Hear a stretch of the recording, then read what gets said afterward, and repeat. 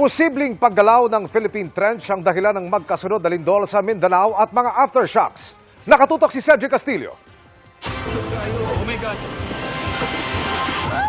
Bagamat sinundan ng hindi bababa sa 1,700 aftershocks,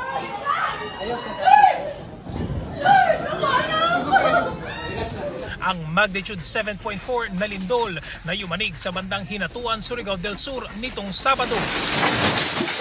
Hindi aftershock ang turing sa magnitude 6.8 na pagyanig na gumising naman sa mga residente kaninang madaling araw. Hiwalay na lindol na ang naganap, 67 kilometro ang layo sa Caguait, Surigao del Sur. Usually, ang aftershock lang ng isang malakas na lindol is almost 1 degree less dun sa main shock. Since ito 6.8, posibleng iba na talaga tong lindol na to. Posible na ibang source naman ang gumalaw dito sa lindol na to. Because of the Philippine Trench, but different segment.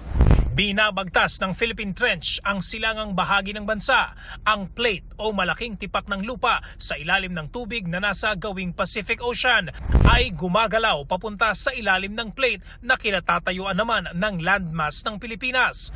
Ang paggalaw na ito ang nagdulot ng magkasunod na lindol mula sa dalawang magkaibang segments o bahagi ng Philippine Trench.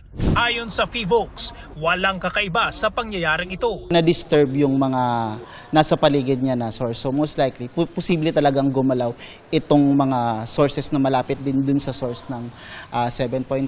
Halos 200 aftershocks na ang naitatala kasunod ng lindol kaninang umaga. Sa tala ng PHIVOLCS, yung 6.8 magnitude na lindol kaninang umaga sa Surigao del Sur ay nagtala o nag-register ng intensity 5 na lindol. Para ma-demonstrate yan, dito sa makinang ito ng PHIVOLCS, makikita natin. Itong kunyari ay ilaw o yung lampara, medyo may konting movement siya. No? At sa oras na 3:50 in the morning, sapat daw itong ganitong intensity para magising yung mga residente.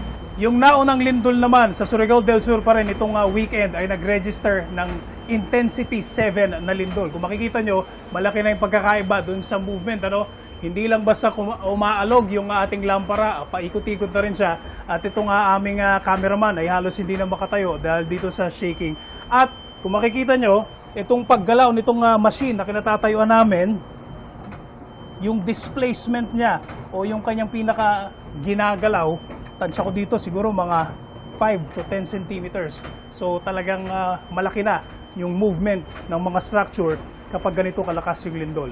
Dahil hindi mababatid kung posibleng may kasunod pang hiwalay na lindol sa rehiyon, kailangan daw alistong lumikas ang mga residente kung kinakailangan. Kung yung bahay nyo o yung gusali nyo na damage na or nagkaroon ng minor damage like nagka-crack lang, kailangan na ipacheck sa mga structural engineer para makita kung safe pa bang balikan. Sabi naman ng isang eksperto, dapat handa ang bawat isa para hindi mangangapa. Una, alam ko kung saan ako mag-evacuate. Pangalawa, alam ko kung kailan ako mag-evacuate. Pangatlo, ilan yung i-evacuate ko, lalo na pag may matanda. Para sa GMA Integrated News, Cedric Castillo, nakatutok, 24 oras.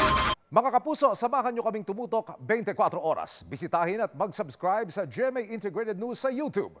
Sa mga kapuso abroad, bisitahin ang GMA Pinoy TV at www.gmanews.tv.